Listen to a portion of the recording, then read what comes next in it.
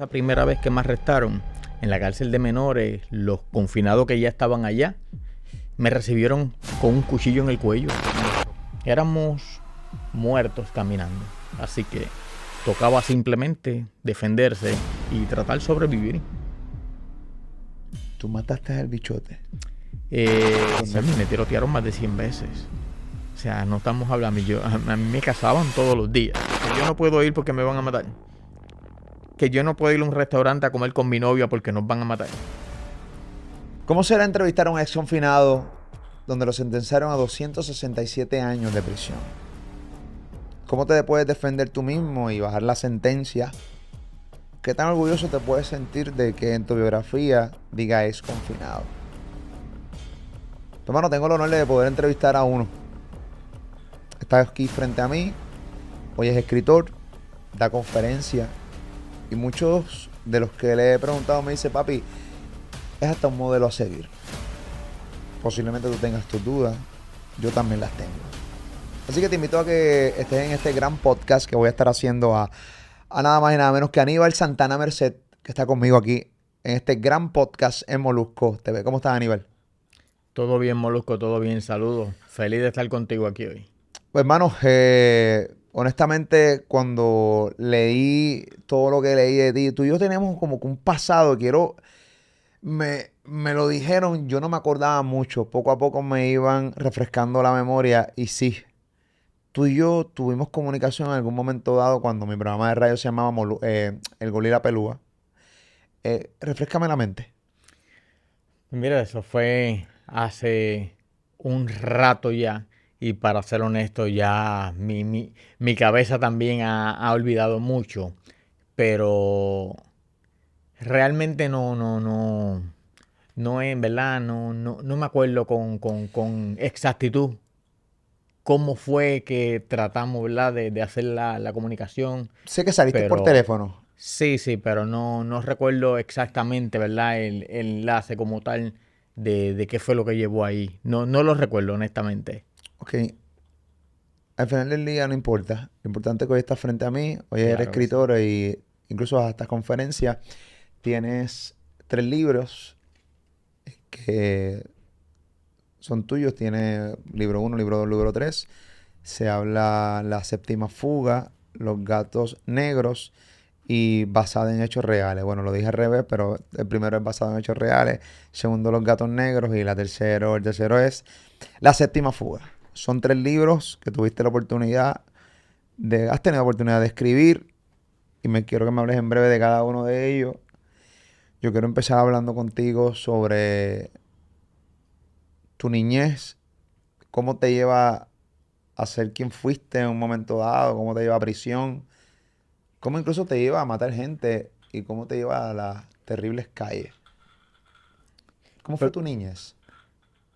fue horrible, o sea, horrible en todos los sentidos. Horrible porque vivía en mi casa con 11 hermanos, con mi madre, con mi padre. Mi padre era un hombre alcohólico, sumamente maltratante. O sea, todos los días recibía palizas de mi padre. Mi madre también recibía esos golpes a diario. Tú lo veías ahí dándole. Sí, ver a mi madre con la boca rota, con los ojos morados casi todos los días porque mi padre estaba borracho y pues Oh. simplemente quería entretenerse golpeando a sus hijos o a su esposa, pues eso era horrible para mí.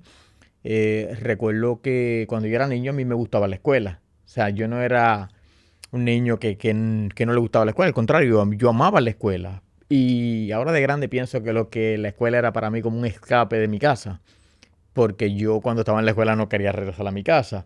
Siempre, ¿verdad? Fui un buen estudiante dentro de la escuela elemental, pero ya llegó un momento en mi casa en que todo era tan difícil, o sea, pasábamos hambre porque mi padre prefería comprar ron que comprar comida para sus hijos. Oh. A los 11 años abandoné la escuela, abandoné mi casa A y... los 11 años. Correcto. ¿Cómo uno a los 11 años abandona un hogar? Yo trato de recordar que cuando yo tenía 11 años y obviamente han pasado bastante tiempo ya, pero a los 11 años uno no tiene como que la capacidad, ni el liderazgo, ni el control de irse para la calle y tomar control de su vida. Yo diría que los golpes, el maltrato, aun cuando eres un niño, te llena de tanto odio, de tanto coraje, que yo le perdí el respeto a mi padre desde que era un niño. Así que abandoné la casa y ¿quiénes me reciben? Pues los muchachos de la calle, los que ya traquetean, los que ya están en el punto, los que ya están robando. Y a los 11 años cometí el error de hacer o intentar hacer, ¿verdad? Lo que es el primer robo, un escalamiento. Me arrestan porque pues era como delincuente, no tenía ninguna experiencia, era mi primer robo como menor y me arrestan y me dan una sentencia de 2 años y 6 meses. Me A los envían 11 años. correcto, me envían a una cárcel en Humacao y estoy 6 meses en esa institución juvenil. Un juez me da la oportunidad de salir en probatoria. En ese plazo de esos 6 meses, mi madre y mi padre se separaron. Por fin. Sí, por fin. Y realmente yo le pedí con todo mi corazón al juez que le diera mi custodia a mi madre. Pero el juez decidió dársela a mi padre. Yo sabía con 11 años que si yo le decía al juez que yo no iba a vivir con mi padre, él me iba a decir, bueno, te faltan 2 años todavía, te quedas en la cárcel. Así que le mentí, le dije que me iba con mi padre. Pero realmente salí del tribunal, llego a mi barrio y le dije a mi padre hasta nunca. Y me fui a la calle.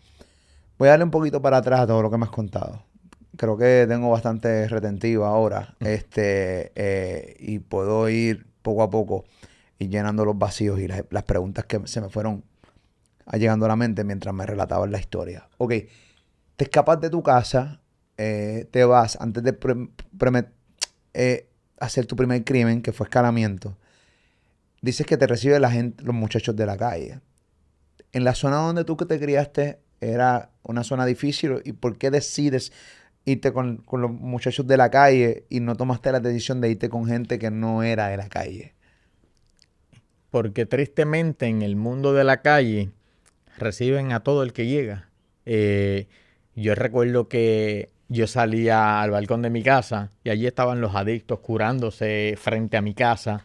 Éramos niños, estaban los del punto y los del punto siempre pues te preguntan, mira, ¿qué quieres? Un dulce, lo que sea. O sea, esa gente se preocupaba más por mí o por mi familia que la misma sociedad en cuanto al gobierno, porque en mi barrio vivían oficiales correccionales, vivían policías estatales, policías municipales, y nadie de esas personas del gobierno fue a mi casa a preguntar qué pasaba allí, si necesitábamos ayuda o no.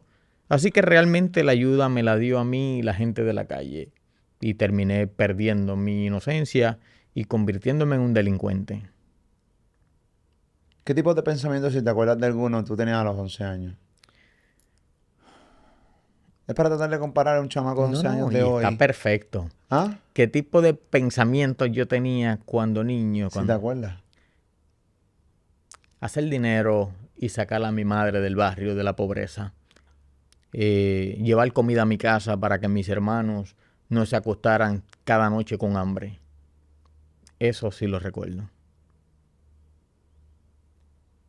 Tú sabes que cuando narras que en un tribunal un juez decidió darle la custodia a tu papá en vez de a tu mamá, pero al principio del podcast me estás narrando que tu papá abusaba increíblemente de tu mamá, que le daba unas pelas, pero para matarla, que se divertía dándole a ella y dándole a ustedes unas pelas porque obviamente era alcohólico. Correcto. Entonces yo no trato de pensar por qué razón el juez decide darle la custodia a tu papá versus tu mamá. Porque aquí realmente la afectada y la víctima era tu mamá, no tu papá. ¿Cómo un juez toma esa decisión? Nadie le dijo al juez que él era alcohólico, nadie verificó esa información, fiscalía. O sea, ¿cómo es que llegan a esta decisión?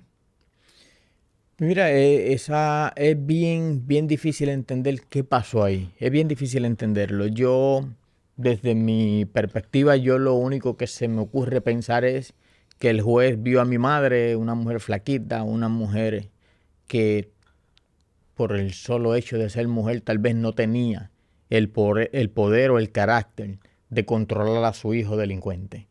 Tal vez es lo que vio el juez, pero se equivocó porque aquel niño no era un delincuente, aquel niño intentó hacer el primer robo de su vida y falló.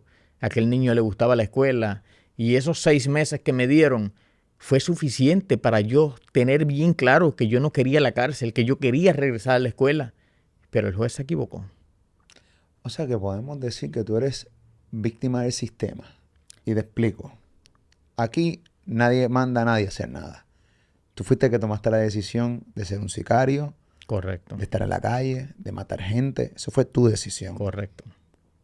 Pero, con lo que tú me dices ahora mismo, yo puedo llegar a la conclusión que lo que tú me quieres dejar saber y dar a entender a mí, a la gente que nos está viendo, es que si hubieran tomado la decisión de darle la custodia a tu mamá, seguramente tú hubieras cogido otro camino. Pero el juez tampoco obviamente tiene, no sabe lo que tú tienes en la mente. Claro. Eso me lo dices tú hoy. Pero tú entiendes que si tú te hubieras ido con tu mamá, tú no hubieras sido lo que tú fuiste. Estoy 100% seguro de eso. 100% seguro. 100% No hubieras seguro. matado a nadie. Cuando yo llegué a la cárcel de menores, esa primera vez que me arrestaron, en la cárcel de menores, los confinados que ya estaban allá, me recibieron con un cuchillo en el cuello. Me robaron las tenis, me robaron la ropa que yo tenía puesta ese día. Wow. O sea, está bien claro, yo era un niño. 11 O sea, años. yo no quería la cárcel. Desde ese momento yo sabía que la cárcel no era lo que yo quería en mi vida. Pero regresar con mi padre no era una opción. Regresas con tu padre. Séme honesto. ¿Te llegó alguna vez a la mente asesinar a tu padre? Sí, sí, yo llegué a considerarlo. Él abusaba tanto de mi madre que llegó un momento en que yo consideré eso. ¿En qué momento? Cuando ya yo había abandonado mi casa, ya yo estaba en la calle y aún así él, aunque ya estaban separados, él seguía buscando problemas con mi madre. Él era una persona que también tenía problemas mentales y era un tipo bien celoso. Cuando mi madre comenzó una relación con otra persona, él comenzó a tener problemas también con la otra persona. Y era bien difícil. Realmente, con decirte que cuando a mí me arrestan por última vez, yo llevaba, no sé, 6 meses, 1 año en la cárcel. Y él me pidió que yo le apuntara en visita, que quería verme. Y yo dije, bueno, vamos a darle un break. A lo mejor sabe que arrestaron a su hijo, que ya nunca su hijo va a salir de la cárcel y a lo mejor va a ir a pedirme perdón, no sé, a decirme algo bonito, pensé. Pero recuerdo que cuando lo apunto en visita, que va a visitarme, me dice, chico, Paito, vengo a verte porque necesito que le digas a tus amigos que me den un arma. La gente que te quería matar me está buscando a mí. Era mentira. Pero a mí me dolió mucho saber que él no fue a verme porque quería verme. Era simplemente porque necesitaba algo. Si una pistola la quería seguramente para venderle y seguir comprando alcohol. Posiblemente así era. Ese día lo borré de visita y jamás supe más de él. Él falleció en un hospital psiquiátrico, creo que el año pasado, algo así. Así que desde el 99 hasta que falleció, jamás volví a verlo. Desde 1999 hasta el 2021 tú no supiste más nada de tu papá. No, Y no querías saber nada de él. no quería saber de él. ¿Te alegró su muerte? No, no me alegró su muerte, pero se me hizo bien difícil perdonarlo. Obviamente lo perdonaste para perdonarte a ti y poder seguir viviendo, porque uno con ese, o sea, uno vivir con eso por dentro es bien complicado. Sí. Qué difícil. Es bien complicado. Ok. El juez decide que te vas con tu papá. Tú decides largarte de casa de tu papá. No es el lugar donde quieres estar. Obviamente, además está decir que tu papá, pues, le importaba nada, pues, nada de lo tuyo. Estaba enfermo. Era una persona enferma. ¿A dónde te vas tan pronto decides irte? Al principio, los primeros 2, 3 meses, me quedé en el mismo barrio, dormía en los techos, dormía en el monte, ¿En los uno techos- que en otro los techos amigo, donde de las casas? los techos de las casas, para evitar que me volvieran a arrestar. Era prófugo juvenil, no quería regresar a la cárcel. Así porque la condición para tú irte con tu papá, o sea, la condición para salir es que te fueras con tu papá. Correcto. Al irte a casa de tu papá, te conviertes en Me un prófugo. convierto en prófugo juvenil. Para irte a cumplir dentro de la juvenil. Correcto. Ok. Así que comienzo a huir, a esconderme. Y llegó un momento en esa vida, aún siendo un niño, que dije, bueno, esta es mi realidad. Soy un delincuente, así que me toca aprender a vivir como un delincuente. Y me tocó, ¿verdad?, agarrar el toro por los cuernos, reconocer que eso era lo que me tocaba vivir. Delincuente, ¿por qué? ¿Por qué te arrestaron a los 11 años que te llevó 2 años a una cárcel juvenil? ¿Qué hiciste? O sea, Un escalamiento ¿a que robar no... qué? Fuimos a robar en una casa. Realmente lo que hubiese. Habían dicho que supuestamente había una caja fuerte con dinero, pero nunca tuvimos la certeza de que fuera. Simplemente fuimos a experimentar a ver si realmente estaba allí. Pero en el intento me arrestaron. O sea, no llegamos ni siquiera a, a- a ver que realmente existió esa caja fuerte. ¿Estabas tú solo? Dos personas más. Te arrestan al intento, obviamente completamente inexperto, tenías 11 años. Correcto. Ok. Te vas de casa de tu papá, te conviertes en un prófugo, aceptas tu realidad de que eres un delincuente. ¿Cómo carajos uno acepta que es un delincuente? Yo quisiera entenderlos. Yo no juzgo a nadie de la calle porque su realidad no fue mi realidad. Y la vida me ha llevado a aprender a entender a cada una de las personas. Por más mala que sea, por más... Hay una realidad detrás de esa persona. Y una de las razones por la cual acepté esta entrevista es que quiero entender esa realidad detrás de un criminal, detrás de un delincuente. ¿Cómo tú aceptas que eres un delincuente con un triste escalamiento, por llamarlo de alguna manera? El hecho de que no quería regresar a la cárcel. No quería regresar a la cárcel, pero ya era prófugo juvenil. O sea, ya no había opción para mí. En el momento en que me cogieran, iba para la cárcel como quiera. Así que mi única forma de evitar eso era huir, esconderme, mantenerme lejos. Pero, ok, puedo esconderme, pero si no tengo dinero, ¿cómo sobrevivo? Así que comencé a crear planes de hacer mejores robos. Fallé en el primero, pero yo necesito perfeccionar eso. Así que comencé a pensar cómo perfeccionar mis robos para no fallar. Y comienzo a crear un grupito de muchachos y comenzamos a prepararnos para hacer robos. Pero en esta ocasión ya no íbamos a robarle a cualquiera. Comenzamos a pensar en trabajos seguros, comerciantes, personas que eran dueños de negocios y que sabíamos por alguna fuente que nos daba la información de que sí tenía dinero guardado en su casa. Así que quería hacer trabajos seguros. Y de esa manera comenzamos a crear este grupo. Ya a los 14 años ya habíamos hecho muchos robos. Ya mi nombre sonaba muchísimo en la zona de Guaynabo. Ya ya tenía dinero, pero un día, aún con los 14 años, me llegó un trabajo que era a otro supuesto comerciante. Hicimos el robo y no era un comerciante, era un narcotraficante. Así que las cosas cambiaron. Ya no era el niño que hacía robos porque quería dinero y quería sobrevivir. Ahora era este niño que le tocaba mantenerse vivo, pero para mantenerse vivo le tocaba usar realmente las armas. Ahora le tocaba disparar, ahora le tocaba matar, porque si no, el muerto era yo, los muertos eran mis amigos.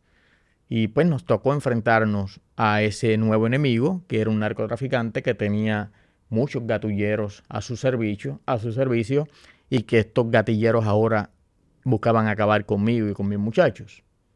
No había opción. Ok. Empezás a robar, empezás a ganar dinero, tu nombre rompe a sonar en Guaynabo, Puerto Rico. Correcto.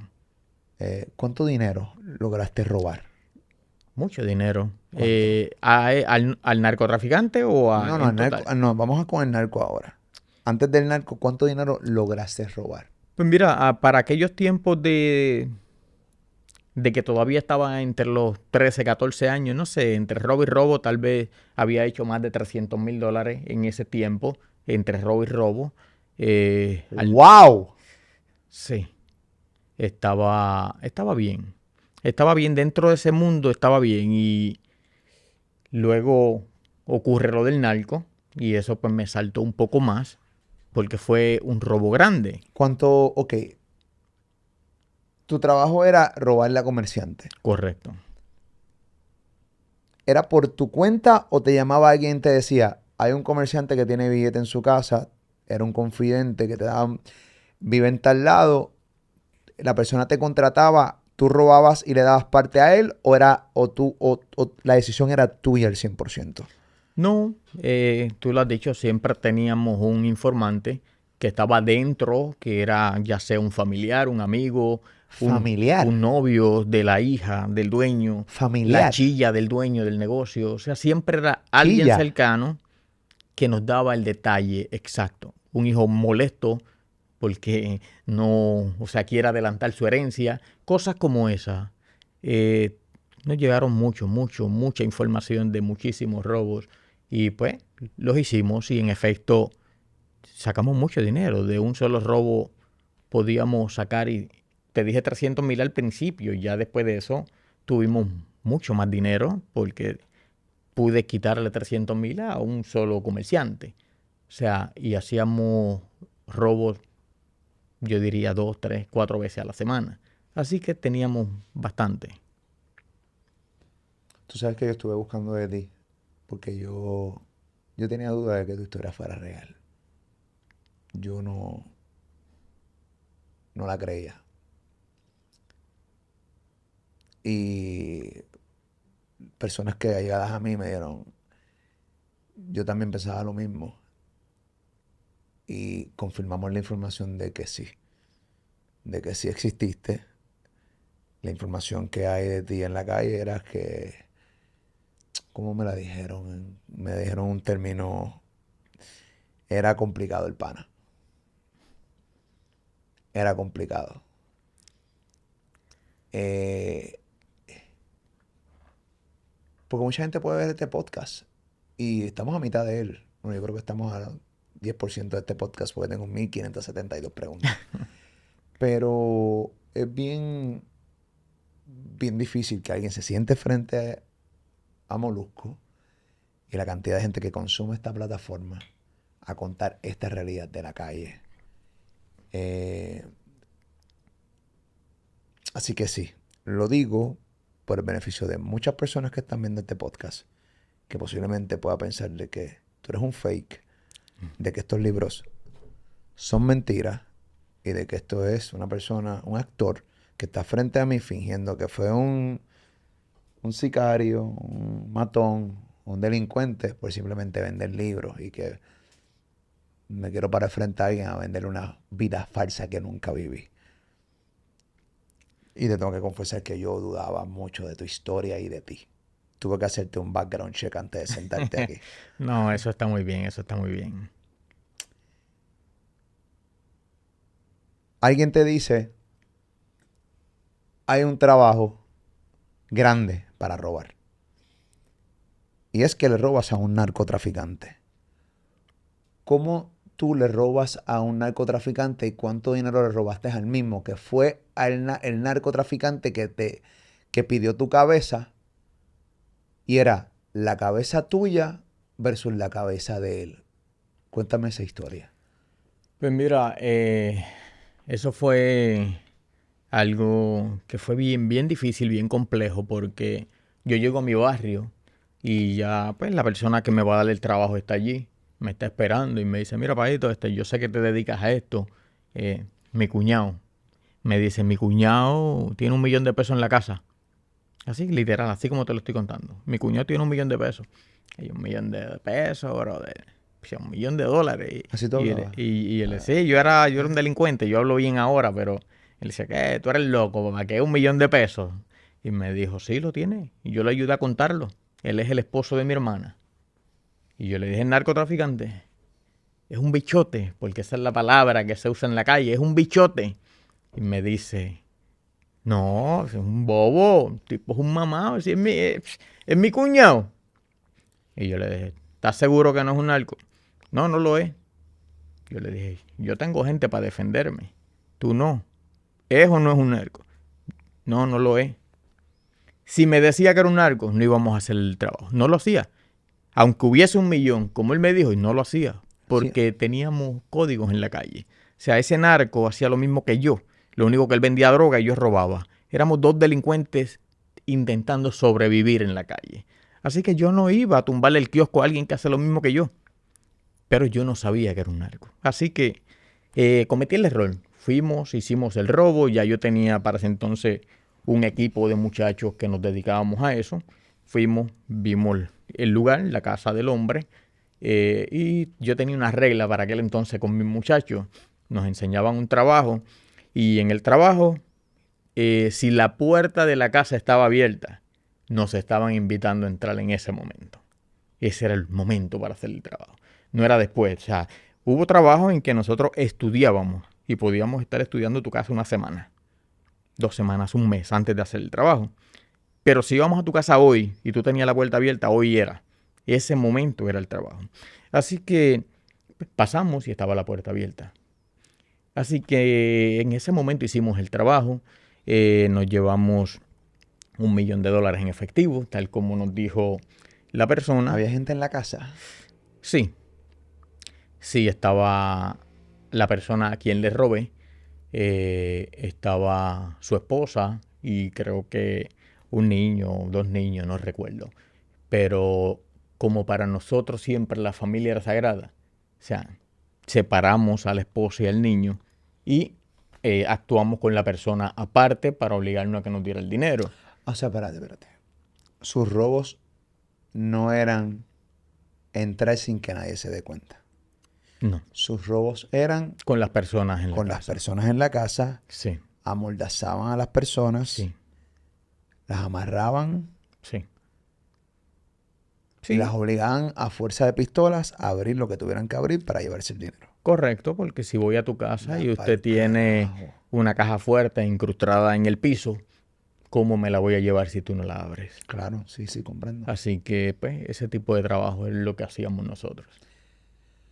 Entraste, la puerta estaba abierta. Ese fue el día que te llegó la invitación de poder robarle a esta persona que Correcto. ante tus ojos y en los ojos de tu muchacho no era un bichote. La cosa no era un Ustedes bichote. amordazaron la esposa de un bichote.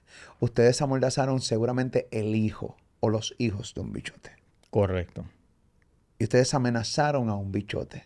correcto. Y le robaron ¿cuánto a un bichote? $1 millón, drogas y armas. Porque nos llevamos las cosas en bultos. Así que después que nos vamos del lugar, que llegamos a la base, que abrimos los bultos, es que nos topamos con la droga.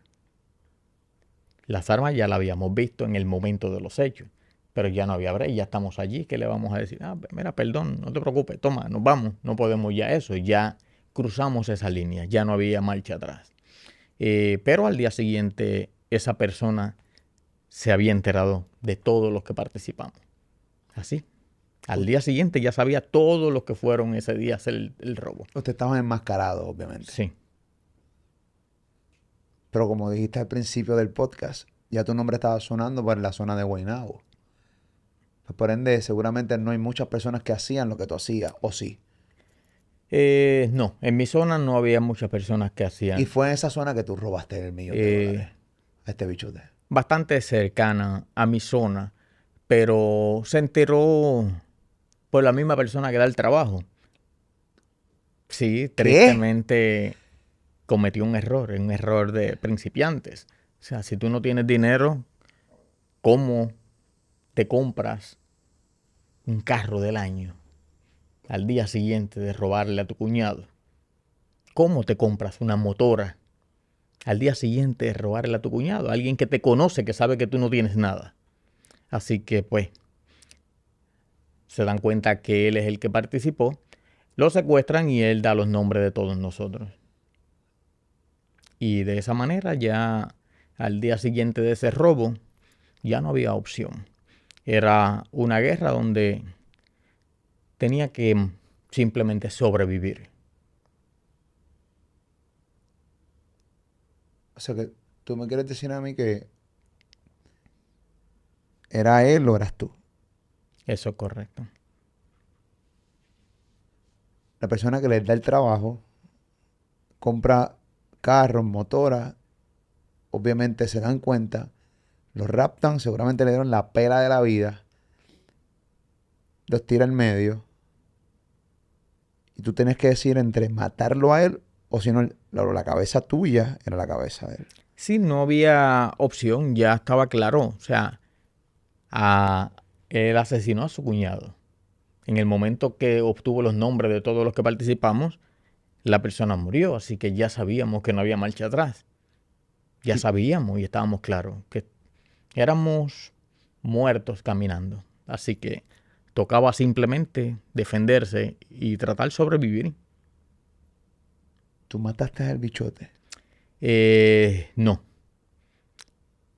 no. Pero si le preguntaras a el Aníbal cuando tenía una mente criminal, ahora no, ya no soy un delincuente, pero si le preguntaras a aquel delincuente que algún día fui, te diría, me equivoqué al dejarlo vivo.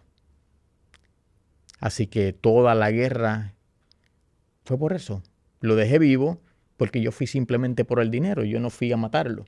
Yo ¿Y, no era un asesino. y cómo lo dejas vivo y él no te mata a ti? Sí, después, bueno, fue una guerra horrible. Muchos asesinatos ocurrieron de mi parte. Yo tenía 48 muchachos que trabajaban conmigo, para mí, y en la guerra que comenzó con esa persona, desde que yo tenía 14 años hasta el último día en que me arrestaron a mis 17, la guerra se mantuvo activa, se mantuvo viva todos los días. Al menos 20 de los muchachos que trabajaban conmigo murieron en esa guerra.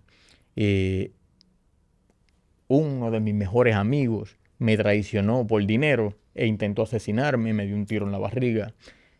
Así que fue una guerra horrible. ¿Y ese amigo? Está muerto. ¿Quién lo mató? Otros amigos míos Que se vengaron por ti. que se vengaron por mí. Por el tiro que te dio en la barriga. Correcto, por la traición. La traición. ¿Cuánta gente murió de aquel lado? Yo diría tal vez la misma cantidad. Era, era, era una guerra enorme. O sea, era un grupo grande. Ellos nos superaban a nosotros en número, nos superaban en poder. Solo que yo utilicé una estrategia que ellos no esperaban, y es que yo intenté demostrarle a ellos que yo tenía igual o mayor poder que ellos, aunque yo estaba claro que no, que jamás mi poder alcanzaba el de ellos, pero ellos no lo sabían. Así que utilicé la estrategia de dividir mi grupo en grupos pequeños y atacar a toda su gente el mismo día, todos los días. Y ellos pensaban que yo tenía un ejército y que tenía mucho poder. No, yo solo estaba pensando cómo ganar una batalla que estaba perdida hacía rato. ¿Cómo le perdonan la vida al bichote? O sea, ¿lo llegaste a tener de frente? Yo estoy aquí grave. ¿Lo llegaste a tener lo llegaste a tener de frente? ¿O simplemente es que te arrestaron y cuando llega tu arresto sencillamente pues ya se acabó la guerra?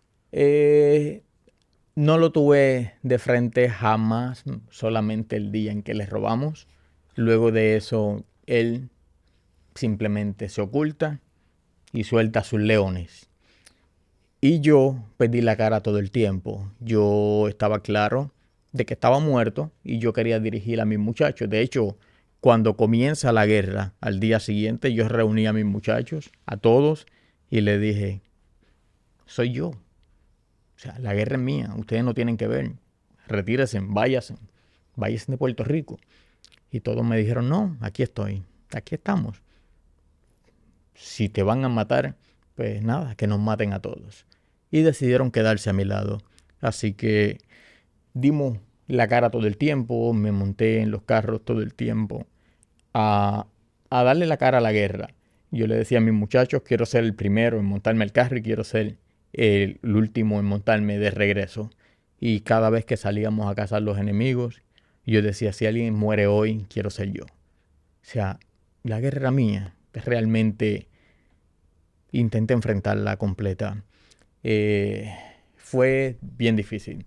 No era nada fácil tener que dormir todos los días de tu vida en tu casa con 2 pistolas debajo de la almohada, con un rifle al pie de la cama, porque sabes que en cualquier momento o uno de los tuyos te va a traicionar o te van a llegar a tu casa.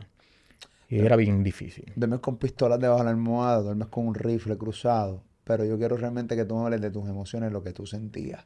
¿Realmente tú sentías nervios o simplemente te estabas disfrutando el proceso? Para nada. Es difícil disfrutarse. No, no había ninguna forma de disfrutarse eso. Yo Pero estaba había claro, nervios. sí, todo el tiempo. Yo estaba seguro de que posiblemente hoy salía de mi casa. Yo vivía ya para ese entonces con la que era mi novia y yo amaba a esa niña con toda mi vida. Y yo la veía cada momento que yo salía de mi casa y yo decía, pues, tal vez es la última vez que la veo. Y era la chica que yo amaba con mi vida. Pero yo estaba seguro de que en algún momento me iba a montar en el carro y no iba a regresar. Llegaste a matar gente. Sí, llegué, cumplí por 2 asesinatos. La respuesta puede ser, se siente mal. La respuesta que la gente esperaría.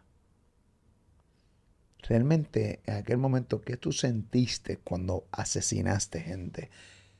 Seguramente hoy sentirías algo completamente distinto a lo que sentiste ese día, porque era un ser Correcto. humano nuevo, un ser humano distinto. Si te acuerdas, ¿qué se sintió jalar el gatillo?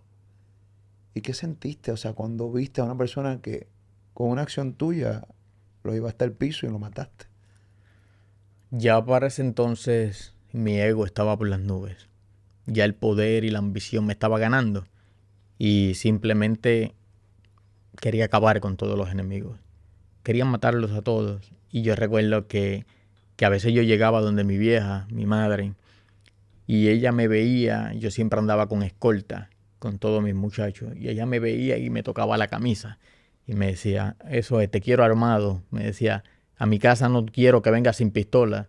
Para llorar yo, que lloren todas esas. Yo Tu no. mamá. Sí, y Ay, sí. una madre no quiere perder a su hijo. Una madre no quiere que su hijo muera. Bueno, yo he visto ese tipo de dinámica y frases en películas. Claro, todas estas películas que se hacen de narcos y eso son basadas en cosas que realmente han ocurrido en la vida real. Claro, Pero posiblemente yo nunca he tenido la oportunidad de entrevistar a nadie que me haya dicho que su mamá un día le dijo, qué bueno que estás armado, pues para que llore la mamá, para llorar yo mejor que llore otra señora, que llore otra claro. mamá. Eso está bien cabrón. Sí.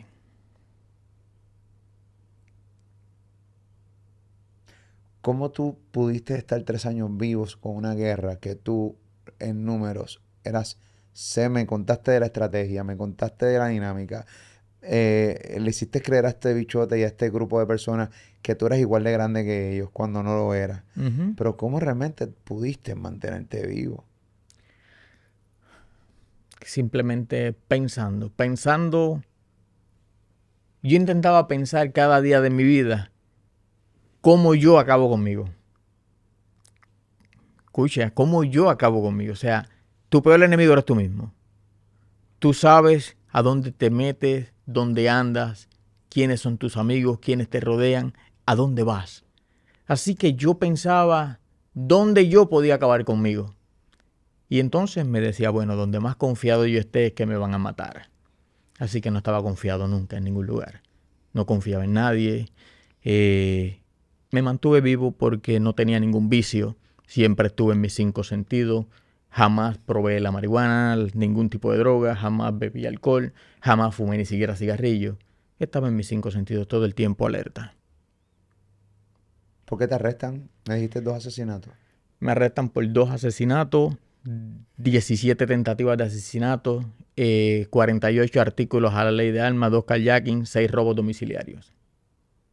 ¿Algo más? No, por eso me juzgan, por eso me sentencian. Hubo otros muchos delitos que se cayeron en los tribunales.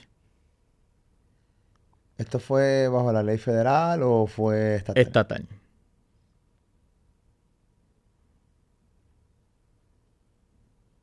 Yo estaba viendo un recortes tuyos de pedacitos que han salido, ¿no? En la prensa. ¿Cómo te llamaban a ti en la calle? Paito. raspadito. ¿Cuántos años te echaron? 262 años de sentencia. Aquí viene la parte que mucha gente entra en incredulidad. Es la parte como tú vas a una sentencia de 267 años a una sentencia de 50 y pico de años y cómo hoy estás aquí conmigo hablando. Vamos a empezar cómo es estar en la cárcel. Si tuviste algún problema en la cárcel con algún tipo de persona que pertenecía al grupo del bichote que tú le robaste. ¿Cómo? Porque siempre ocurre. Sí, totalmente. No pudieron acabar conmigo en la libre comunidad, así que ahora estaban pagando para que acabaran conmigo en la cárcel. En la cárcel, según ellos, no hay rifles ni pistolas, así que era fácil acabar conmigo allí. Eso pensaron. Pero pues, yo me defendía muy bien al puño, yo era boxeador también, esa ¿Tú te parte. considerabas el verdadero hijo de puta bien cabrón de chamaco? O sea, a estos niveles, cuando tú me Sí, estás hablando sí. de que tú no muriste, o sea, tú mataste, o sea, tú creaste estrategia, que es la que hay. O sea, Todo era el, como, o sea, este refrán que dice el diablo en patines. Sí, toda persona que conoció mi vida real en el pasado, que me conoció tanto en la libre comunidad como en la cárcel, sabe que le di la cara a todos mis problemas. Tú nunca tuviste miedo de nada ni nadie. No, en cierto modo, cuando estaba en la cárcel, yo creo que también busqué en algún momento morir. 262 años. O sea, yo creo que me enfrenté a todos los enemigos en la cárcel porque estaba buscando morir. Eso fue al principio. Los primeros 2, 3 años de mi sentencia fueron horribles. O sea, muchos confinados intentaron quitarme la vida. Cuando yo ingreso a la cárcel por primera vez, ahora de adulto, recuerdo que usted conoce lo que le llaman los diferentes grupos en las cárceles. Los ñetas, los 27, los 25. Son bandos, ¿verdad? Que son como familias en la cárcel. Para cuando yo me criaba en mi barrio, se hablaba de los ñetas. Yo conocía solo de los ñetas porque los ñetas tenían una filosofía bien bonita que le agradan a todos y que no son chotas, no son sátiros, no son violadores, no abusan de mujeres ni de niños.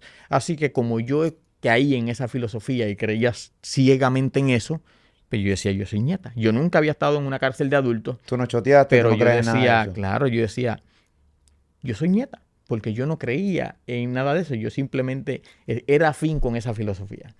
Así que cuando llego a la cárcel, tristemente, la filosofía no es lo que yo esperaba. No lo es. Simplemente, y verdad, respeto a todos los nietas. Cada quien tiene una mente, una forma de pensar diferente. Pero realmente para aquellos tiempos en los que llegué, líderes de aquellos tiempos de los nietas me querían matar. Y yo decía, ¿por qué? Si yo no te conozco, tú no sabes quién yo soy. Tú y yo no tenemos ninguna guerra. Líderes de los ñetas te querían matar. Sí. Y yo decía, ¿pero por qué?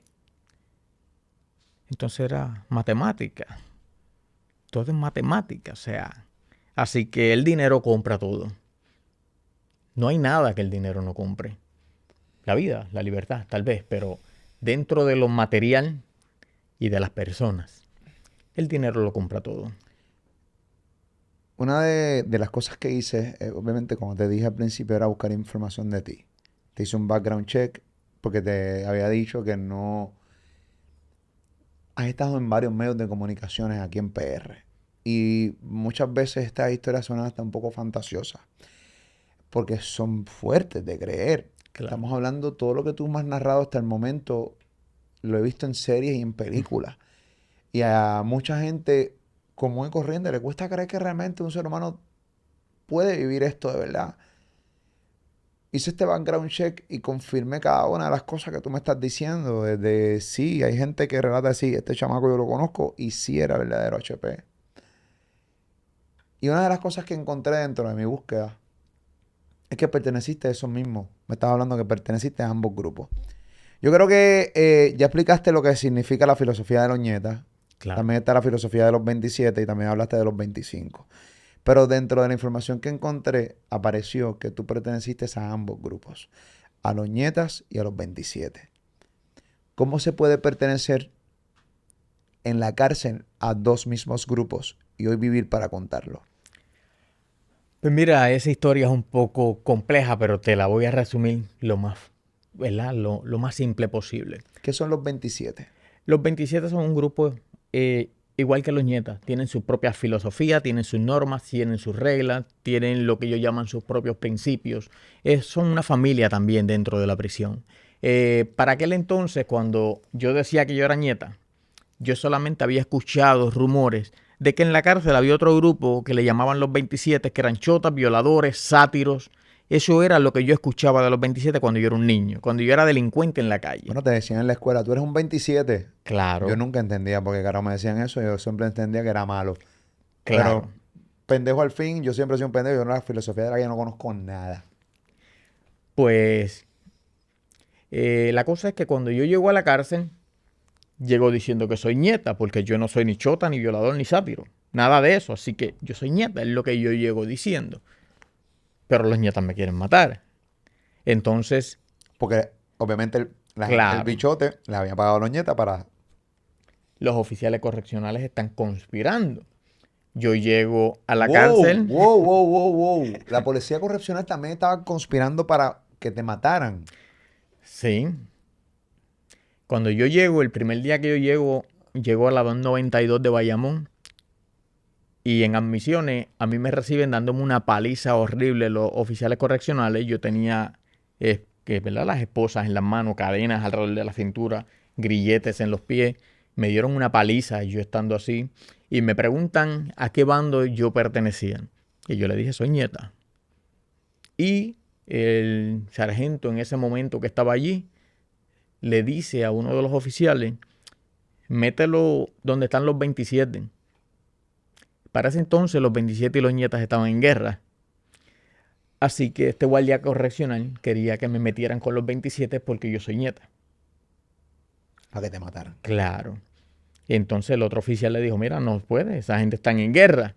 Y el sargento le dijo, eso es lo que quiero, que nos hagan el favor. Así que me meten con los 27.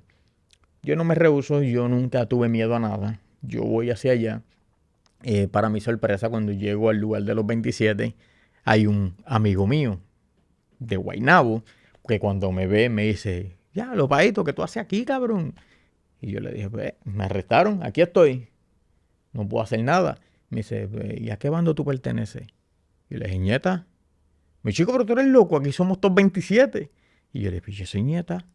El guardián me metió acá, yo no puedo hacer nada. Yo estoy aquí, si no, pues díganle a los guardias que me saquen de aquí, pero yo no voy a irme. Ya yo estoy aquí. Y entonces, pues, él llama al líder de los 27 que estaban allí en ese momento. Y cuando el líder llega, que me ve, el amigo mío le dice, este es el gran Paito, el que sale en todos los periódicos, en las noticias. Y yo le dije, sí, ¿qué pasó? Y nada, hablamos. Y se hizo bien amigo mío este 27. Estuve allí compartiendo con ellos varias semanas. Yo estaba, claro, en una celda cerrado. Ellos salían a la recreación juntos y estaban una hora sueltos ellos, pero yo estaba cerrado en mi celda porque yo no pertenecía al grupo, pero era por la orden de ellos mismos, no de la administración, porque no podíamos estar juntos. Si no podían compartir juntos porque claro, tú eras ñeta. Sí. Pues entonces yo le estoy diciendo al líder de los 27 allí que nada, que abogue con los nietas que están al frente, que me quiero ir allá para que ellos aboguen por mí. Y entonces él hablando con los nietas, intentan comprarlo también. Y él llega y me dice, Baito, esa gente lo que quieren es matarte. ¿Tú estás seguro que tú quieres ir para allá con esa gente? Y yo le dije, sí, yo quiero ir para allá, para que me maten. Me dice, chico, pero tú eres loco, quédate aquí con nosotros. Si nosotros lo que queremos son guerreros, que metan mano de verdad. No te vayas con esa gente lo que quieren es matarte. Esa gente, eso es lo que quieren. O sea, ellos no te consideran a tu nieta. Esa gente te van a matar. Y no me importa. Y nada, un tiempo más tarde decidí quedarme como neutral. No quise correr ni con los nietas ni con los 27. Y estuve como 2 años solo, guerreando contra todo el mundo. Wow. Hasta que un día decidí, le llaman tomar la bandera, coger la bandera de los 27, pero con la condición de que este líder era el único que iba a convertirse en mi padrino. Así que ellos me explicaron bien lo que era la filosofía del Grupo 27, las normas, me gustó, vi el apoyo, la unidad que ellos tenían, que sí se consideraban amigos, hermanos, y realmente decidí quedarme con los 27. Ese amigo, eh, murió hace poco en la cárcel. Era un hombre que me dio a mí una lealtad más grande e incluso que cualquiera de los muchachos que estuvo conmigo en la libre comunidad. Este confinado para mí se convirtió en el hermano de verdad que siempre quise tener. Y nada, siempre fue bien leal a mí y yo siempre fui leal a él. Y fue un gran amigo. O sea, nunca pudo salirse, murió en la cárcel. Murió en la cárcel. ¿Estaba sentenciado de por vida? No, él tenía una sentencia como creo que eran 65 años. Y hace, no sé, 2, 3 años se suicidó. Wow. No pudo con su sentencia. Y pues me dolió mucho porque de verdad fue un gran amigo. Uno de los mejores amigos que tuve en mi vida. Percepción versus realidad. Cuando te dicen la filosofía de los 27, ¿te entendías que esto era para los chotas, violadores, que era todo lo contrario que dicen, bueno, de la filosofía de Noñeta? Pero Correcto. realmente, ¿cuál era la filosofía de los 27 y por qué entonces decide abrazar este grupo? Porque los 27 tienen la misma filosofía que los nietas. No aceptan chotas, ni sátiros, ni violadores. Y tienen un grado de lealtad tan grande. Y eso yo lo viví realmente. O sea, los 27 estaban dispuestos a dar la vida por mí. Cuando yo me uní a ellos daban su vida por mí, contra cualquiera que intentara asesinarme a mí en la cárcel. Así que definitivamente ellos, para mí, es el mejor grupo. Yo conocí todos los grupos en la cárcel, conocí 15 años en la cárcel, así que conocí a todos los grupos y conocí muchísimos que pertenecían a todos los grupos. Y realmente para mí, yo respeto a todos los grupos, pero si Dios me cuide, porque no quiero regresar jamás a la cárcel, pero siempre hubiese sido 27, definitivamente. ¿Y 25? ¿Qué son los 25? Es que se dividen por regiones, pero los números significan una fecha. El grupo 27 es una fecha. Es una fecha en la que el 27 de junio del 80 asesinaron a 3 chicos en el presidio, 3 jovencitos, que eran amigos de estas personas que crean lo que es el grupo de los 27. Así que basado en esa fecha donde murieron estos 3 chicos, la utilizan en honor y nombran el corillo 27. como grupo 27. Okay. Y así sucede con todos los otros grupos. No es sabía. una fecha. Okay. Los 31 es una fecha donde murió alguien importante de ellos. Los 25 y así sucesivamente. Tu peor día en la cárcel, tu peor día en la libre comunidad. Cuando estabas en zona caliente, que estabas en la calle, que eras un delincuente. Tu peor día en la cárcel y tu peor día en la calle. Mi peor día en la cárcel. Estaré en segregación, en una cárcel de máxima seguridad, pero en el área de segregación, castigado. Y saber que mi hija acababa de nacer. Sí fue mi peor día. Muchos dirían, wow, es el mejor día del mundo. Pero yo tenía una sentencia de 262 años. Y mi hija acababa de nacer y yo tenía la certeza de que nunca iba a estar con ella, de que nunca le iba a poder llevar a la escuela, de que nunca iba a poder darle un besito en la noche y echarle la bendición. Así que creo que fue horrible saber que mi hija nació yo estando en la cárcel. Sí, eso fue bien fuerte. Mi peor día en la libre comunidad cuando era delincuente, el disparo que tengo en la barriga, me lo dio un amigo por el cual yo estaba dispuesto a morir en cualquier momento. Un amigo que yo consideraba más que un hermano. en medio de una balacera. Él se giró, me puso la pistola en la barriga, me traicionó, me dio un disparo. Yo moría por él, sin pensarlo. Y ese día, saber que alguien que tú amas como un hermano te traiciona de esa manera, yo diría ese fue el peor día de mi vida. Wow. Dentro de tu historia, aquí viene la parte que mucha gente lo ve como irreal de cierta manera. Tú eres un tipo que no terminaste la escuela, la dejaste a los 11 años de edad. A esa misma edad vas a la cárcel de menores, le dan la custodia a tu papá, tú no quieres estar con tu papá, tú te escapas, te conviertes automáticamente en una persona que escapó de la justicia. Creas tu grupo, son 48 jóvenes, porque me imagino que eran jóvenes, para robarle a un sinnúmero de personas. No sé cuántos escalamentos hicieron, robaron más de $300,000, miles y miles de dólares. Cometen el error de robarle a un bichote. Que ahí es que comenzó la verdadera guerra durante 3 años. Desde los 14 años que tú tenías hasta los 17 que te pudieron arrestar. Te sentencian a 267 años de cárcel. Tienes los problemas con tus grupos, con los grupos de Ñeta y 27. ¿Qué día es el día que tú decides, mano, yo no puedo seguir así porque tú no tenías escolaridad? Viviste en un hogar disfuncional. O sea que tu educación estaba escasa. Tú no tenías respeto por nadie ni por nadie. ¿Cómo tú decides empezar a aprender a leer, a escribir dentro de la cárcel?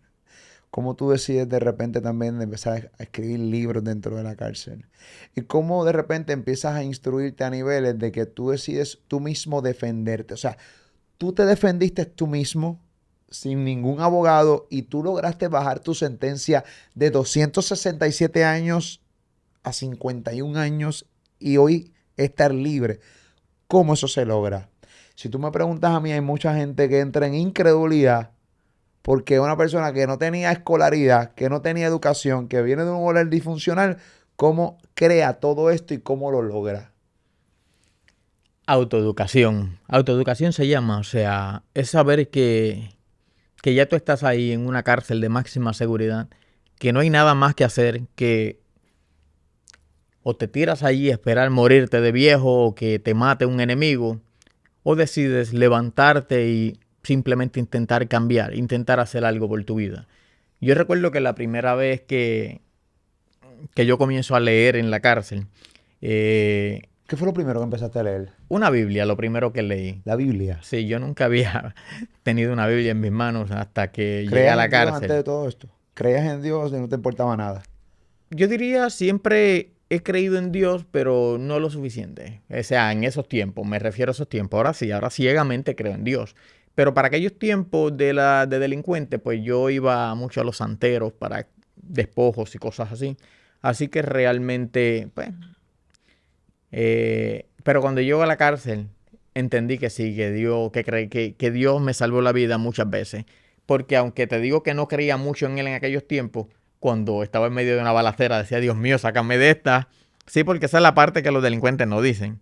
Vamos, yo me creía el más malo. O sea, yo era en aquellos tiempos un delincuente que yo creía, olvídate, que yo tenía al diablo agarrado por los cuernos. Pero realmente cuando me las veía apretadas yo decía, Dios, por favor, sácame de esta. Tuviste varios momentos donde... Sí, a mí me tirotearon más de 100 veces. O sea, no estamos hablando. A mí me cazaban todos los días. Y yo salía a cazar todos los días. O sea, yo no descansaba. O sea, era horrible. Vivir en guerra no se lo deseo a nadie. A nadie. Realmente es horrible. Y la última balacera fue saliendo de mi casa. Yo recuerdo que yo nunca manejaba. Yo siempre tenía chofer, tenía mi guardaespaldas. Pero este día pues me tiraron también otro pescado en el que caí fácilmente. Porque me dijeron, mira, que vayas a la casa de fulano, que en la casa de él está esperándote tu primo. Yo, pues está bien, me lo creí, era creíble lo que me dijeron. Así que me monto solo en uno de los carros y me echo encima una pistola con un peine de 30 Y los muchachos me dicen, dale, no, que te acompañamos. Y yo, chicos, si puedo ir para ahí, 5 minutos, no va a pasar nada. Yo voy ahí. Y a la brava se me montó uno de los gatilleros y se sienta. Yo voy, tú solo no vas para ningún lado, me dice. Yo, está bien, tranquilo, tú nada más, los demás quédense, si eso no va a pasar nada. Así que salgo de mi casa, literalmente, 2 minutos saliendo de mi casa, me encuentro con los enemigos, me dan una rociada que el carro, yo voy manejando, así que el carro mío coge todos los disparos desde el guardaló del chofer hasta el panel de atrás completo. El Wow. carro coge como más de 80 disparos en ese momento. Y yo recibo un disparo en la rodilla. El teléfono que yo tenía en ese entonces aquí paró otro plomo. Eh, el gatillero mío se metió debajo del dash y no había Dios que lo sacara de ahí. Imagínate. Sí, la verdad es que es bien fácil contar la historia después que sucede, pero cuando estás en el momento del fuego, en ese momento yo sentía como el guía del carro se desbarataba, o sea, los pedazos volaban, los vidrios cayendo, la lata del carro sonando, o sea, los plomos entrando, moviendo el espaldar de mi asiento, o sea, horrible. Yo con la pistola, yo disparaba para que se alejaran, pero, pero yo en mi mente decía, Señor, sácame de esta. O sea, mi novia está preñada, yo quiero ver mi bebé nacer, por favor, te prometo, sácame de esta y yo no vuelvo. Yo no vuelvo, o sea, esta es mi última, sácame de esta. Salí de muchas así, pidiéndole a Dios, Y seguías. pero no lo entendía, se me olvidaba y eso fui yo, con mis balas, con mis pistolas, con mi coraje salí. Se me olvidaba que en el momento difícil también le pedía a alguien, pero se olvidan esas cosas. Y nada, la cosa es que en la cárcel, un día en la máxima, decido darme una oportunidad. Ya mi niña estaba creciendo. Y yo dije, bueno, esta es mi realidad por buen tiempo. Así que, ¿qué voy a hacer? No sé leer bien, no sé escribir bien. Necesito educarme. Yo voy a morirme en la cárcel de viejo tal vez. Pero yo quiero que mi hija algún día esté orgullosa de mí. No importa si me muero en la cárcel. Pero yo no voy a ser más un delincuente. Quiero educarme. Y comencé a leer para educarme. Perdón, leyendo descubrí que yo no sabía hablar, que yo era pésimo hablando. Todas las palabras que yo conocía de mi jerga, casi ninguna estaba en el diccionario. Y yo comencé a corregirme. Eh, y comienzo a educarme. Decidí que iba a hablar mejor, que quería ser una mejor persona aún estando allí. Y recuerdo que después de la Biblia, un día estoy bañándome y salgo del baño y me paro a hablar con otro confinado y él tiene un libro. Y yo miro así ese libro y yo le digo, ven acá, ¿y ese libro que tú tienes ahí? Me dice, no sé, yo no sé ni. Y él me dijo, y verdad, y perdona la palabra, pero me dijo, yo no sé qué cabrón lo escribió. Yo lo que sé es que me sirvió para traerle un cuchillo de la otra cárcel para acá. Se lo usado de contrabando. Y yo, pues préstamelo, que yo estoy bien aburrido, quiero leerlo. Y era El alquimista de Paulo Coelho. Me lo leí. Me encantó. Y yo dije, yo estoy aquí en una cárcel de máxima seguridad en Puerto Rico. Y yo estoy leyendo el libro de un tipo que lo escribió en Brasil. Yo puedo escribir. Y algún día alguien va a leer en otra parte del mundo un libro mío. Y comencé a jugar con la idea. No, pero lo cabrón es tú en la máxima leyendo El alquimista de Pablo Coelho. Eso es lo más cabrón. Brutal. Lo cabrón está chévere y todo lo que pensaste. Leyendo El alquimista de Paulo Coelho. Anda pa'l carajo. Yo creo que Paulo Coelho en su vida pensaría que alguien en en la cárcel de máxima seguridad, bueno, a su larga historia, su larga carrera, seguramente hay gente que le ha escrito, Pablo, estoy aquí preso, estoy leyendo tu libro. Pero una persona que nunca había leído, ¿cómo algo le impacta tanto? Esa es la pregunta. ¿Cómo algo te impacta tanto? O sea, de repente aprendiste a ver que hay algo cabrón que te lo puedes disfrutar y que es sano. Y que al contrario, lo que hace es nutrirte tu cerebro. Sí, sí. Cuando me leí el libro yo descubrí que no me sentía en la cárcel. Que mientras yo leía yo no escuchaba los portones, que ya yo no escuchaba a los presos gritando, que ya yo no escuchaba a los guardias dando órdenes. Y me gustó tanto que comencé a leer y a leer y a leer hasta que llegó el momento que dije, bueno, déjame leer libros de leyes ahora. Y leyendo libros de leyes, ¿verdad?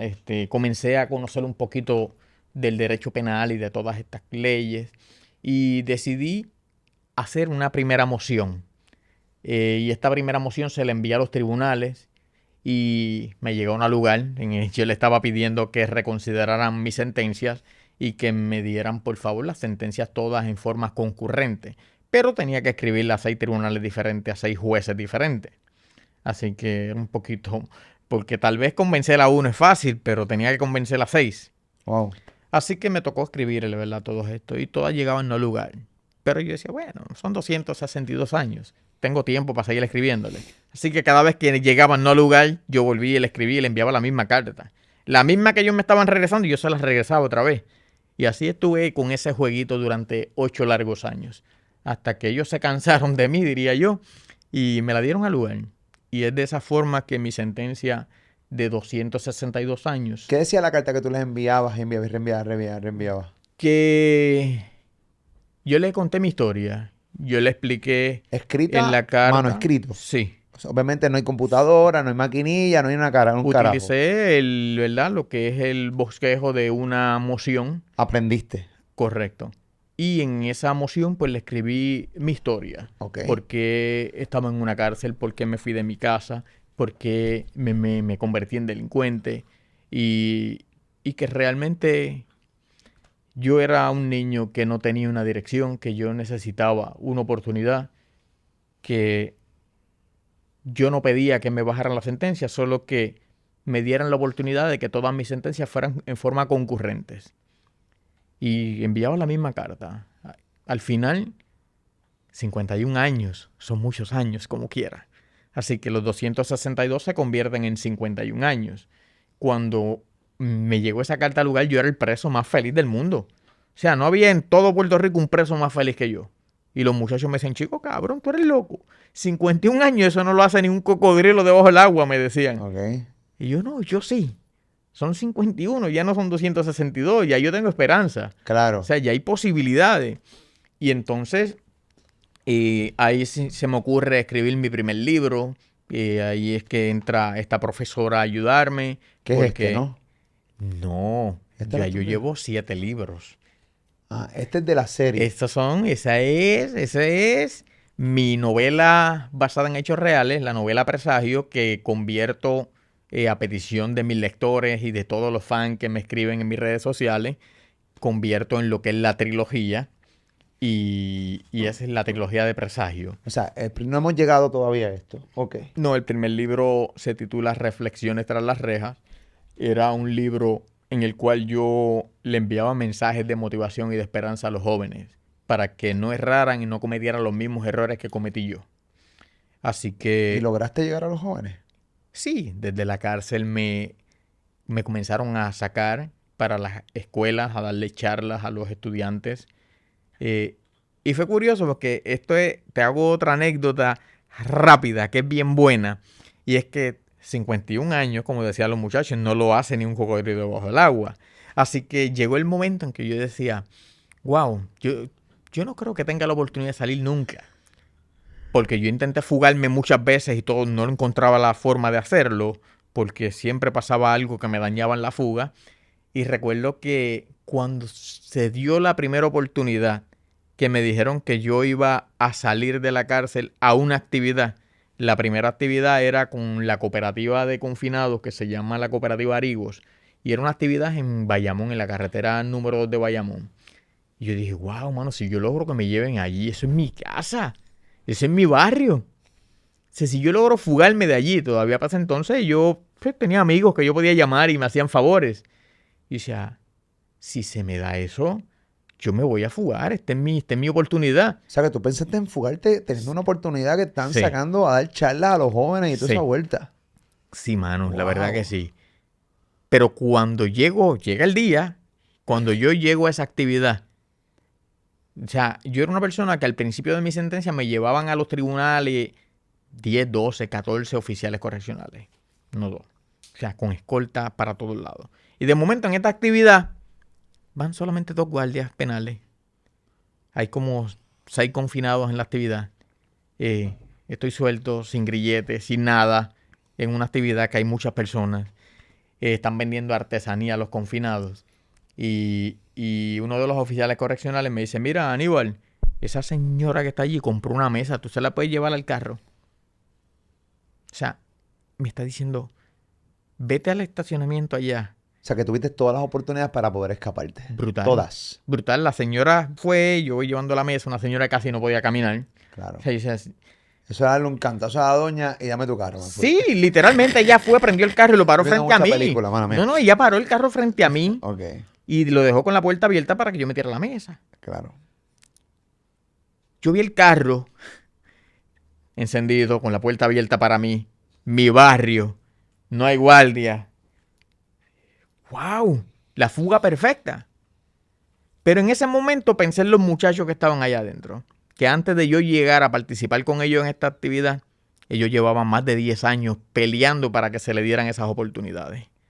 Y dije, wow, mano, yo no puedo dañarle esto a los Si tú te muchachos. escapas y automáticamente ese programa Sí, cancelado al le momento cerraba las y no puertas a sale todos más ellos. nadie, confinados que realmente querían. Claro, O sea, pero lo confinados. hiciste por eso, la razón principal fue por eso, o tú sabes el dolor de cabeza que ibas a causar y también seguramente te iban a volver a trabar y iba a ser peor. ¿O no te importaba nada de eso? Realmente lo hice por los confinados. Wow. Lo hice porque allí habían confinados que tenían sentencias de 99 años, que llevaban ya 23, 24 años en la cárcel y les faltaba 1 o 2 años para cualificar para la Junta de Libertad o Palabra. Y todo eso que ellos hacían era Contaba. parte del expediente para ellos tener esa oportunidad. Y yo dije, yo no puedo hacer esto. Le dije a la señora, gracias, y nunca más vuelvo a dejar su carro así encendido frente a nadie. Frente a un confinado. Sí, sí, sí. Sí. Y Sí, ella, o sea, no sé si sí. sabes, pero yo esta noche no duermo en una celda y yo tengo un carro blindado. Por favor, vamos a bajarle, señora. Sí, Wow. sí. Y la verdad esa es una anécdota que me dice a mí bien claro que en ese día ya yo estaba comenzando a cambiar mi vida. Porque el paíto que fui antes, esa oportunidad era la perfecta. Jamás lo hubiese desperdiciado. Y ese día yo entendí que yo estaba cambiando. Y nada, me autoeduqué. En la cárcel me convertí en escritor, comencé a dar conferencias. Luego llegaron a la cárcel a hacerme un documental que se titula Aníbal. Este documental lo presentan por primera vez en el Fine Art en Atorrey. Me llevan a verlo, así que me vi en pantalla gigante allí en el cine.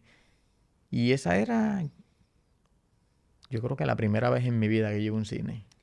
El documental narra todo lo que me estás contando. El documental narra todo lo que te conté de anterior, al principio de mi sentencia y pues lo que yo había vivido hasta el momento del documental. Ok. No con lujo de detalle de lo que hablamos aquí. Correcto, no, aquí tú estás hablando cosas que no están en el documental, correcto. Nunca, obviamente, no tienes pesadillas de tu pasado.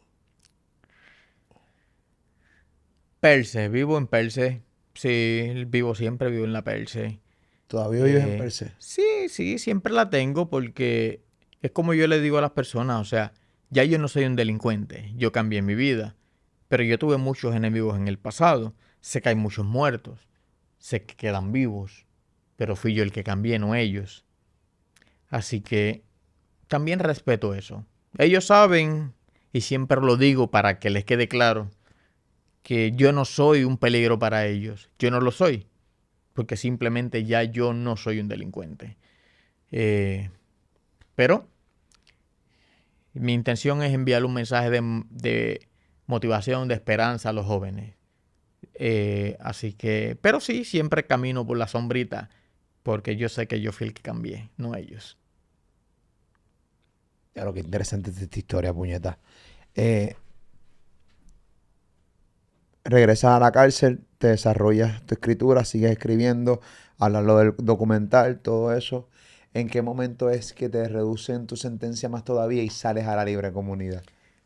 Ya para el 2009, 2008, 2009, ya yo había logrado que me bajaran la sentencia a 262. Perdón, a 51 años. Entonces, en el 2011 ya yo cualificaba para libertad bajo palabra. Pero, no, perdón, en el 2013 ya yo cualificaba porque ya llevaba 15 años en la cárcel.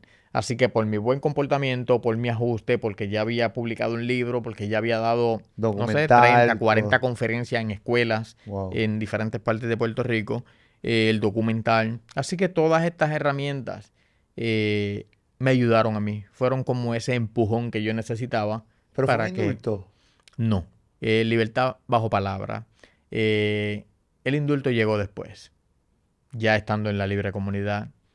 Para limpiarte completamente todo. ¿Cómo? Esa es, Háblame, ¿no? esa es otra historia brutal. O sea, Sí, quiero que me explique, o sea, qué diferencia tiene en la libertad bajo palabra sí. versus el indulto y bajo qué gobierno. Pues mira, libertad bajo palabra, te explico bajo qué gobierno ahora, pero libertad bajo palabra fue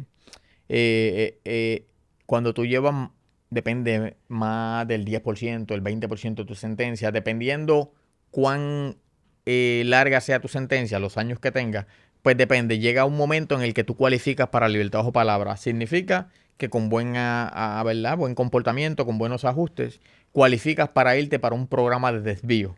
No es que terminas la sentencia, estás en un programa de desvío y más adelante terminarás lo que queda de sentencia como si fuera una probatoria en la libre comunidad, ya sea en grillete o sea sin grillete, pero es como una probatoria. El indulto es cuando un gobernante decide conmutar tu sentencia, perdonar tus sentencias. Una vez yo estoy en la libre comunidad, eh, el primer gobernador, porque tuve dos indultos, esto es brutal. O sea, no sé cuántos ex confinados o confinados han tenido dos indultos, pero yo tuve dos indultos. El primero fue con García Padilla, un indulto condicionado. La condición era que tenía que terminar mis estudios Ok. y entonces me daban el indulto total. Pero claro, ya él era un gobernante que salió, así que ya yo no esperaba el indulto total, me quedé el condicionado, era pues tienes el récord sucio como quieras, pero estás libre, ya no le debes nada a nadie. Y pues yo estaba contento con eso, yo no tenía ningún problema, yo estaba Obviamente. feliz con eso. Y más cuando tú tenías una sentencia de Sí, 260 de 200, ¿cuántos eran los años que tenía 262. 267 años. 262 años. ¿Qué carajo te va a importar un Sí, indulto con el file sucio? O sea, olvídate de eso. claro. Y un día yo estaba de viaje fuera de Puerto Rico y Tamari, que está aquí, me llama y me dice, Aníbal, el gobernador actual te quiere que era en la cumbre de seguridad. Quiere que le hables a la sociedad y a los jóvenes. Y yo dije, Damari, yo no estoy en Puerto Rico. Y Damari me dijo, bueno, yo no sé, móntate en un avión y tú llegas aquí, tú necesitas estar ahí. Mm. Así que me monté en un avión y yo llegué. Al otro día a las 8 de la mañana yo estaba ya en la cumbre de seguridad. Eh, Di, ¿verdad? Lo que es mi testimonio, di los consejos que pude a los jóvenes y tiempo después, sin yo esperarlo, me llaman de la Junta de Libertad Bajo Palabra y me dicen, Aníbal, ¿estás en Puerto Rico? Y yo no, ando de viaje y me dijeron, pues tienes que llegar acá porque tienes que firmar tu indulto total. O sea, yo no lo esperaba, yo ni siquiera lo pedí. Wow. Llegó solo. Yo digo, Dios ha obrado en mi vida de una manera tan brutal que a veces yo tampoco lo comprendo. Aníbal, estamos viviendo momentos bien difíciles en el mundo. Obviamente incluye Puerto Rico, nuestra tierra, donde nacimos y nos criamos. Tú sabes lo que está pasando en la calle. Seguramente va a haber mucha gente de la calle viendo esta entrevista, este podcast. Ah, ya tú eres un adulto y desde los 11 años fuiste un delincuente. ¿Cómo tú le puedes hablar a estos chamacos de 15 años, 16 años, 17 años que lo más seguro son unos delincuentes hoy como tú? Que seguramente no tienen otra opción en la vida que lo que están haciendo hoy. Y así lo ven como tú lo viste en algún momento, tú lo contaste al principio de este podcast. ¿Cómo tú le hablarías a ellos ahora mismo aquí? O O sea, y cuestión de no tan solo que le hable, es que la palabra le pegue. Y de cierta manera, como que hagan, wow. Yo le diría que dejen de vivirse la película en la que están, que dejen esa película para la televisión y para el cine, porque en la vida real, en la vida del crimen, solo ellos van a pagar con su vida o con su libertad. O sea, van a terminar muertos o van a terminar en la cárcel, porque no pare más. O sea, el mundo de la calle, el mundo de la delincuencia, eso es las únicas dos puertas que vas a encontrar, la cárcel o la muerte. Yo les diría que aun cuando ya en este momento de su vida estén en problemas, simplemente enganchen los guantes y se vayan, que no cometan el error que yo cometí. No vale la pena dar la cara. O sea, dar la cara me refiero a enfrentar la guerra. O sea, para pelear hace falta dos. Y yo fui un bobo porque siempre quise dar la cara a las peleas. Hubiese sido inteligente si me hubiese ido. Así que el momento para irse es ahora que todavía estás con vida y que posiblemente todavía estás libre. Así que vete, aléjate de ese círculo que lo único que te va a llevar es a la perdición.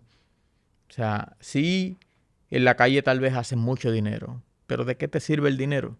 Si yo tuve mucho dinero, pero yo no podía ir a hacer compras. Yo no podía ir a un mall a comprarme unos tenis. Yo tenía que mandar a uno de mis muchachos que fuera a escoger las tenis por mí. ¿Sabes qué es eso? Porque yo no puedo ir porque me van a matar. Que yo no puedo ir a un restaurante a comer con mi novia porque nos van a matar. Que yo no puedo ir al cine. O sea, entonces, ¿para qué sirve el dinero? No vale la pena, de verdad. Esa vida no vale la pena. Si realmente no fueras a caer preso nunca, entonces ¿por qué Angelo Millones con tanto dinero está en la cárcel? ¿Por qué Junior Cápsula con tanto dinero terminó preso? ¿Por qué los grandes capos que salieron de aquí de Puerto Rico terminaron muertos o presos? Eso te dice que la única salida que tú vas a tener, si sigues siendo delincuente, es esa, no pare más. Así que estás a tiempo, escápate de esa, ahora que todavía estás a tiempo. Háblame de tus 3 libros. Presagio. ¿De qué tratan? Presagio es una novela basada en hechos reales. Trata de lo que es la delincuencia en Puerto Rico. En ella recojo lo que ustedes ven hoy día a día en las noticias, ¿verdad? En los periódicos, de las masacres, los asesinatos, todas estas cosas violentas que suceden en la calle. Ustedes las ven en las noticias y ven lo que pasó en el acto. Ah, pues asesinaron a fulano. Ah, pues claro, hay un gatillero que lo mató y está muerto. Pero ¿qué hay detrás de eso? En esta novela recojo toda la historia. La historia de cómo ocurren, por qué ocurren, qué sucede en el camino. Porque una guerra no solo es de dos personas, abarca más, abarca una familia entera. La tuya y la del enemigo. Los amigos que trae ahí. O sea, en este libro, en estos 3 libros, la primera novela que publiqué, Presagio, fue un libro que tenía 2 historias en el mismo libro. eh, y mis lectores, mis seguidores se quedaron con hambre de más. Y me escribían en las redes sociales, Aníbal, pero ¿qué pasó con X personaje? ¿Qué pasó con esta historia? Yo quiero más, yo quiero saber qué pasó en este. Entonces, ¿qué pasó con Ernesto?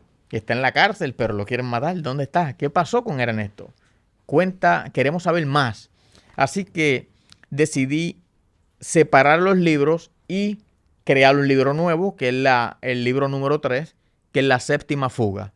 Y La Séptima Fuga es ese libro que completa esta trilogía y cierra este capítulo de esta novela basada en hechos reales. O sea, cualquier productor puede coger estos 3 libros y convertirlos en una serie.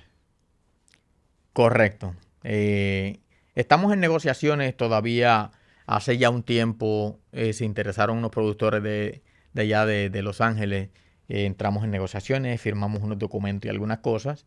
Y estamos en eso. Espectacular. Estamos en eso. La intención es esa, llevarla a convertirla en una serie. Aníbal Santana Merced, me alegra poder haberme sentado contigo.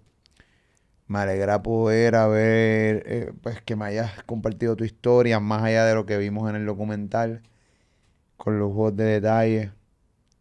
Me alegra, es bien difícil que una persona no sea reincidente cuando sale de la cárcel? Háblame un poco del sistema correccional de Puerto Rico, porque hablo de Puerto Rico porque es el país donde yo vivo. Odio y detesto ver personas que hablan o sea, hablar de otros países que yo no sé, porque no conozco cómo funciona su gobierno, su país, y yo hablo del mío. Siempre se habla del sistema correccional que es una basura, que no sirve, que no es bueno y que básicamente lo que lleva es a una persona que estuvo en la cárcel a la reincidencia. ¿Por qué? Porque cuando sale de la cárcel no encuentra oportunidades, las personas no lo quieren dar trabajo porque pues es un ex confinado, una persona que fue un criminal o que pues lamentablemente pues es bien complicado que una persona se pueda reincorporar a la libre comunidad cuando no tiene oportunidad de la comunidad.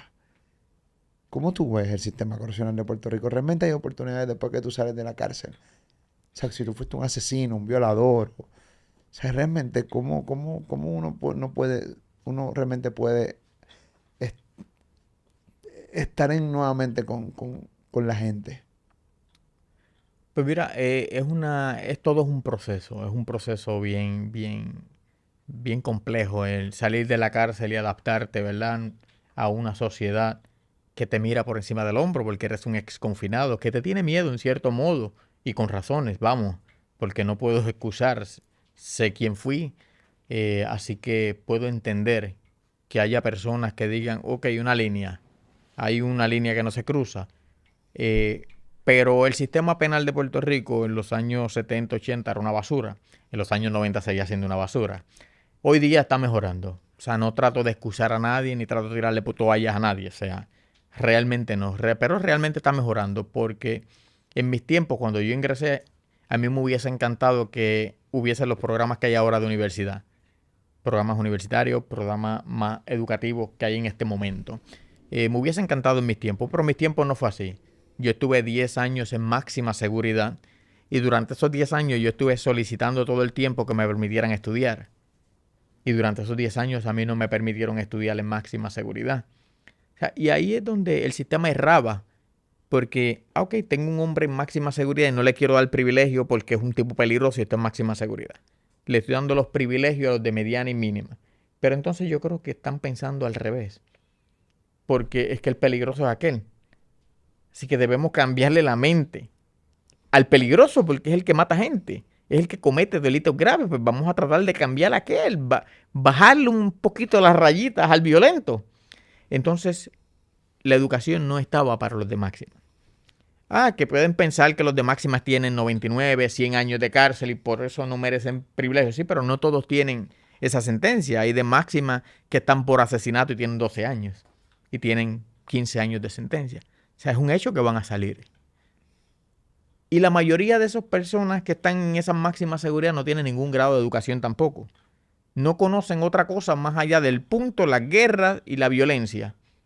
Así que ellos ingresan siendo delincuentes y los tienes allí 10, 15 años sin cambiarle la forma de pensar. Pero si tú trabajas con esas personas que estaban allí, en mi caso, si hubiesen trabajado conmigo en esos 10 años, yo hubiese cambiado antes de cuando comencé a cambiar. Yo comencé a cambiar después porque yo decidí cambiar, pero no porque había herramientas allí que me ayudaran a cambiar. Así que tal vez hoy hubiesen más Aníbal en la calle si realmente hubiesen herramientas para la máxima seguridad. Nada, el sistema era un desastre para aquellos años. Ahora ha mejorado mucho y la mayoría de los confinados que salen y reinciden, tristemente, es por dos factores sumamente importantes. El primero, porque tienen problemas con la adicción. Así que si no hubo la forma de ayudarlos en la cárcel, cuando salen, ¿qué van a volver a hacer? A seguir metiéndose porquería porque es su vicio y no pudieron trabajar con él. Ese es el primero. Y la segunda es que regresan al entorno que los llevó a delinquir.